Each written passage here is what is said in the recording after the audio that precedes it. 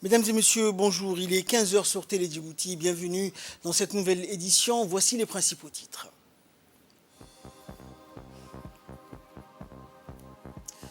Le président de la République, Ismaël Omar Guelleh, entame une visite officielle de 48 heures à Mogadiscio, la capitale somalienne.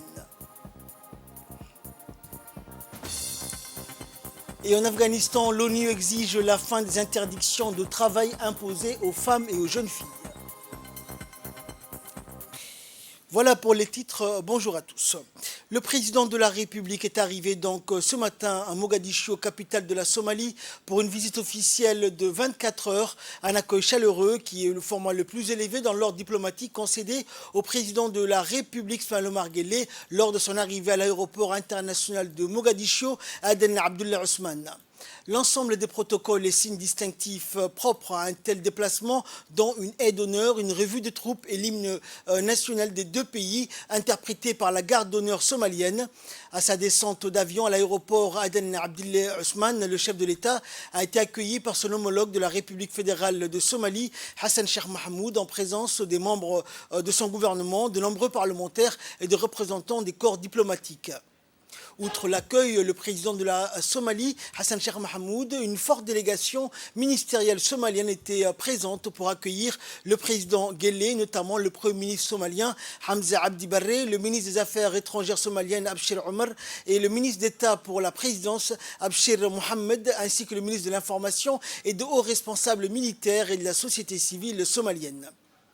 Dans le cadre de cette visite de travail à Mogadiscio, le président Guelleh conduit une importante délégation composée notamment de plusieurs membres du gouvernement, dont le chef de la diplomatie djiboutienne, porte-parole du gouvernement, Mahmoud Ali Youssouf, la ministre de la Jeunesse et de la Culture, Dr Hibo Moumin, le président de l'université de Djibouti, Dr Jama'a Mohamed Hassan, le chargé d'affaires à l'ambassade de Djibouti à Mogadiscio, Mohamed Ibrahim Youssouf. Des troupes de danseurs et chanteurs somaliens étaient présents également pour interpréter des chants qui loue le rôle du président pour la Somalie et les relations fraternelles entre la République de Djibouti et la République fédérale de Somalie.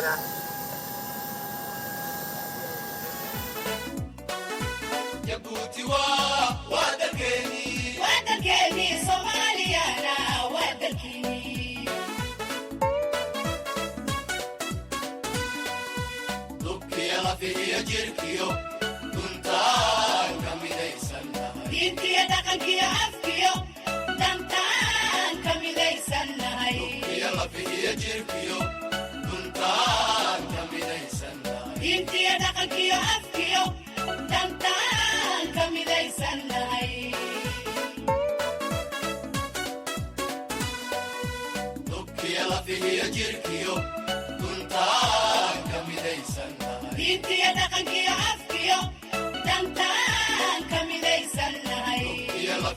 jirkiyo duntaan ka midaysannahay intiya dhaqankiyo afkiyo dantaan ka midaysannahay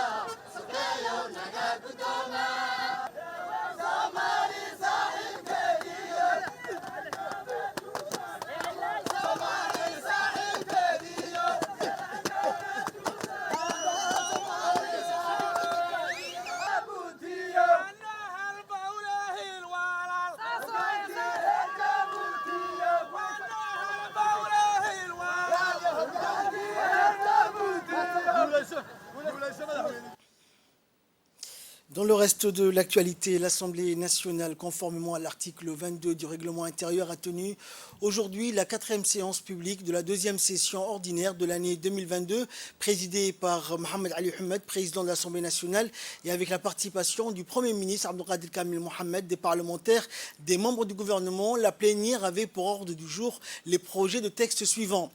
Projet de loi portant réorganisation de l'inspection générale des finances, projet de loi portant orientation stratégique pour la structuration du secteur informel en République de Djibouti, projet de loi de finances portant règlement définitif du budget de l'État pour l'exercice 2021, projet de loi de finances portant budget initial de l'État de l'exercice 2023.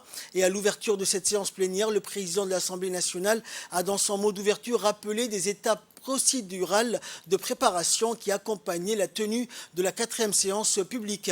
Avant l'adoption de l'agenda précité, le président de l'Assemblée nationale, Mohamed Ali Oumed, n'a pas manqué de souligner l'esprit de partenariat entre les parlementaires et le gouvernement qui facilite le travail fourni dénotant l'ambition du gouvernement de répondre efficacement aux travaux parlementaires. Soumis à l'appréciation de la représentation nationale, les différents textes débattus au sein de l'hémicycle ont relevé une discussion riche tournant sur les contours des voies et moyens de consolidation des actions de veille des deniers publics et de la bonne santé institutionnelle du paysage public et parapublic.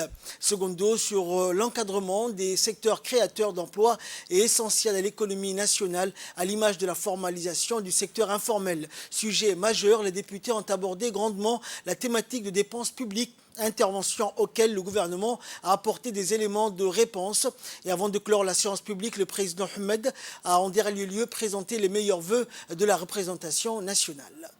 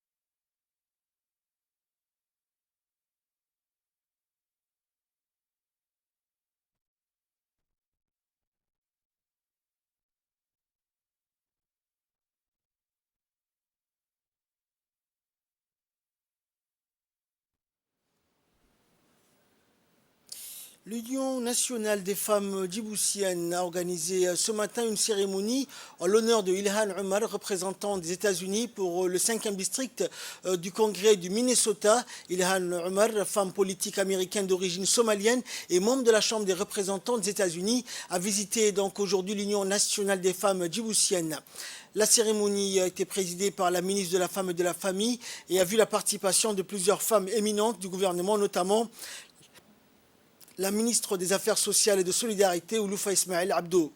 Le but de la visite de la députée Ilhan Omar était de discuter des problèmes auxquels sont confrontées les femmes et les filles en général et d'en apprendre davantage sur le travail effectué par l'UNFD pour soutenir et autonomiser les femmes dans le pays de l'Afrique de l'Est, notamment Djibouti. En outre, la rencontre a été fructueuse et a permis à Ilhan Omar d'en apprendre davantage sur les défis auxquels sont confrontées les femmes à Djibouti et de discuter des moyens par lesquels les États-Unis pourraient soutenir les efforts des femmes dans le pays. Plusieurs thèmes ont été donc abordés lors de cette rencontre dans l'évolution de la femme djiboutienne dans tous les domaines. Les discussions ont également comporté un volet consacré au renforcement du niveau des échanges et de la collaboration entre les deux nations dans une série de débats.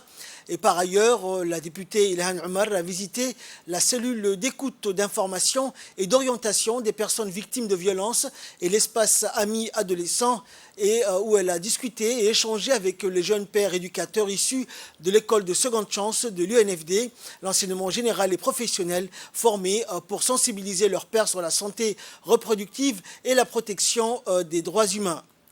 Madame Ilhan Omar s'est dit réjouie de sa visite au siège de l'UNFD et a félicité l'Union nationale des femmes djiboutiennes pour son accomplissement quotidien en faveur des femmes et des enfants. Au cours de la visite, elle a discuté avec la présidente de l'UNFD et d'autres membres de l'organisation pour en avoir plus sur les efforts pour promouvoir l'égalité des sexes et les droits des femmes.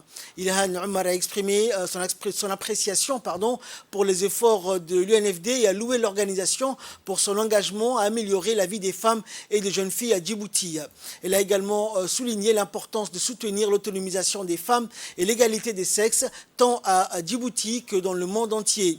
Dans l'ensemble, la visite à l'Union nationale des femmes djiboutiennes a été un succès car elle lui a permis d'en apprendre davantage sur le travail important réalisé par l'organisation et de discuter des problèmes auxquels sont confrontées les femmes et les filles à Djibouti avec les dirigeants du gouvernement. Sa visite contribuera sûrement à sensibiliser à l'importance de soutenir l'autonomisation des femmes et l'égalité des sexes à Djibouti et au-delà. Pour clore, la visite de la députée Ilhan Omar s'est terminée par la prise de photos de famille avec toutes les femmes éminentes du gouvernement djiboutien. Écoutons pour plus de précision les impressions de la ministre des Affaires sociales et des Solidarités. La sénatrice Ayaan Omar, donc du Congrès américain, la congressiste du Congrès américain Ayaan Omar, bien sûr d'origine somalienne.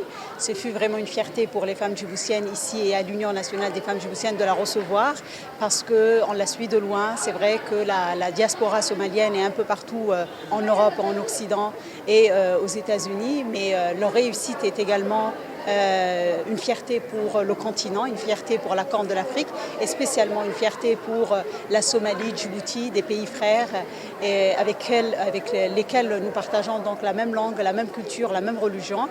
Et vraiment, ce fut un échange et un débat également assez fructueux où elle a pu voir et apercevoir vraiment l'avancée en droit et en militantisme de la femme djiboutienne ici, loin des États-Unis, mais proche de son premier pays, la Somalie.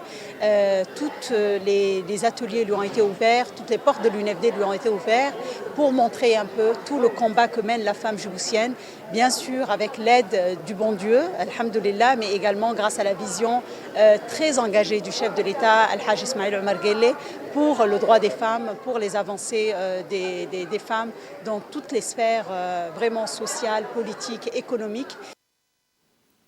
En nouvelle nationale toujours, dans le cadre du programme Djibouti Zéro Déchet, la mairie en est à son 5e jour et poursuit son opération visant à débarrasser le domaine public des véhicules abandonnés. Ces opérations d'enlèvement des véhicules abandonnés sur la voie publique qui se poursuit de façon permanente ces derniers jours visent à rendre la capitale plus propre. Le maire de la ville, Saïd Daoud, et ses équipes ainsi que ses partenaires sillonnent toujours la commune de Boulaos et la commune de Balbala. Aujourd'hui, c'était autour du quartier 6, Al-Hiba, puis la cité Makal Mukarrama.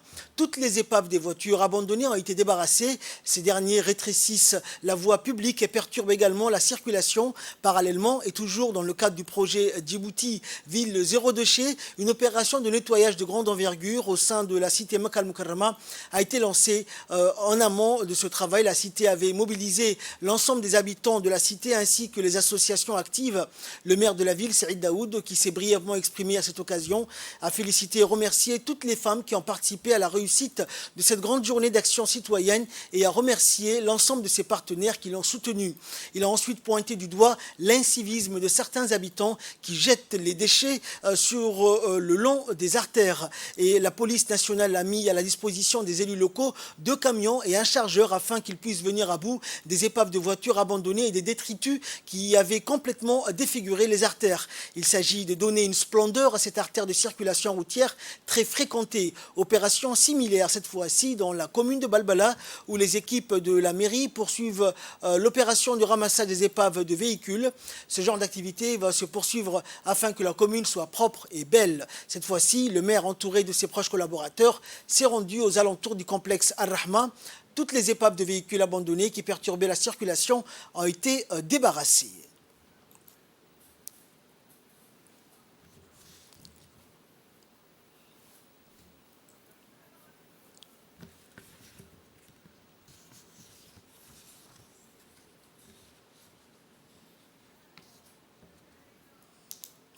Et la mairie de Djibouti, avec à sa tête le maire de la ville, veut faire de son programme Djibouti Zéro Déchet une réalité pérenne. Écoutons le maire de la ville de Djibouti. Nous sommes à la 5e journée non-stop. Djibouti Zéro Déchet. Et c'est notre projet phare qui a été approuvé par tous les élus de la ville de Djibouti, commune de Balbala, commune de Boulaous et Razdika. Je crois que nous sommes vraiment bien déterminés et nous sommes tous ensemble, unis et indivisibles. Quand toutes les forces sont unies, on peut atteindre un objectif. Et notre objectif et notre rêve, c'est d'avoir Djibouti Zéro Déchet. Dans le projet Zéro Déchet, il y a 5 composantes. Les épaves font partie de cette composante. Il y aura aussi la composante de Djibouti, ville verte, Green City. Il y aura aussi Djibouti où il n'y aura plus de déchets dans les quartiers. Nous sommes en train de planifier avec les institutions concernées, l'OVD, les assainissements. Plus jamais quelqu'un va faire cavalier seul. On va travailler en équipe. Et c'est dans cet esprit-là que tout le monde va être autour de la mairie et c'est fini. Personne ne va travailler seul dans son coin. On va se mettre à table et nous allons travailler dans cet esprit-là. Celui qui ne travaille pas dans un esprit d'équipe, je crois que c'est un échec en avance. Et je lance un appel à toutes les institutions concernées. Pour cette ville, on doit travailler en équipe. Alors je remercie la gendarmerie, je remercie l'armée nationale, la police et les sociétés privées telles que Al-Brouj, MTI, Savon Ries. Je crois qu'il y a beaucoup de sociétés qui ont répondu à notre appel et vraiment ça nous rend fort. Pendant des semaines, ils ont mis tous leurs engins à notre disposition. Et enfin, pour clore l'actualité nationale, l'association Bilsiha pour le développement a tenu le 26 décembre dernier une soirée de sensibilisation à l'UDC de la cité Al-Hiba pour la protection de l'environnement et la lutte contre le changement climatique à Djibouti. La cérémonie a été présidée par le président de l'association. L'objectif de cette soirée était de sensibiliser la population sur la question de l'environnement et le changement climatique. Et l'association pour le développement a créé le 25 juillet 2019. Elle mène régulièrement une sensibilisation pour la propriété dans la ville et la protection des forêts dans les régions de l'intérieur, la lutte contre la déforestation et une campagne de reboisement des forêts, la protection de notre flore marine exceptionnelle et donc les alertes données aux pêcheurs pour ne pas pêcher les requins blancs et les requins baleines car ce sont des espèces menacées d'extinction et des espèces protégées. Le président de l'association a remercié les jeunes ainsi que les femmes qui ont participé massivement à cette cérémonie. C'est accentué. Son effet se fait sentir sur notre planète. Et l'Afrique, qui n'a pas beaucoup d'industrie, subit de plein fouet le changement climatique.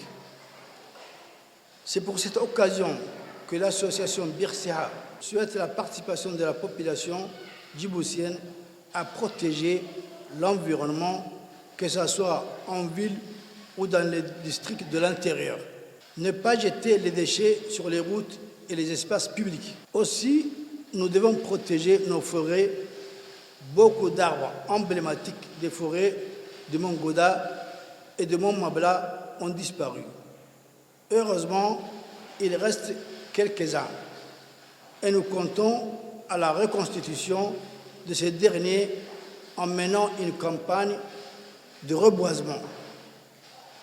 Cependant, nous demandons aux Djiboutiens de ne pas couper les arbres et arrêter les travaux de charbon de bois, car ces agissements favorisent la désertification. Nous invitons les Djiboutiens à protéger notre flore marine exceptionnelle. Nous alertons aussi les pêcheurs à ne pas pêcher les requins blancs et les requins baleines, car ces espèces sont menacées d'extinction. En nouvelles du monde à présent, en Afghanistan, l'ONU exige la fin des interdictions de travail imposées aux femmes. Le secrétaire général de l'ONU, Antonio Guterres, a exigé hier que le régime des talibans en Afghanistan abroge ces interdictions d'emploi et d'éducation qu'il a imposées aux femmes, les qualifiant de violations injustifiables des droits humains. Les talibans ont interdit à quelques jours d'intervalle aux femmes et aux filles de poursuivre des études universitaires et de travailler dans les ONG nationales ou internationales. Avant, Antonio Guterres, son haut commissaire aux droits humains, Volker Türk, avait enjoint aux talibans de lever ces restrictions inimaginables et mis en garde contre des conséquences terribles pour tout le peuple afghan. Et les 15 membres du Conseil de sécurité au siège des Nations Unies à New York s'étaient déclarés profondément alarmés par cette décision de Kaboul de suspendre l'accès des femmes à l'université et de leur interdire de travailler dans des ONG. Antonio Guterres a souligné que les actes visant à exclure et à faire taire des femmes et des filles provoquent provoque encore une immense souffrance et des reculs importants quant au potentiel de la population afghane. C'est la fin de cette édition. Merci de nous avoir suivis. Excellente suite de programme sur Télédjibouti.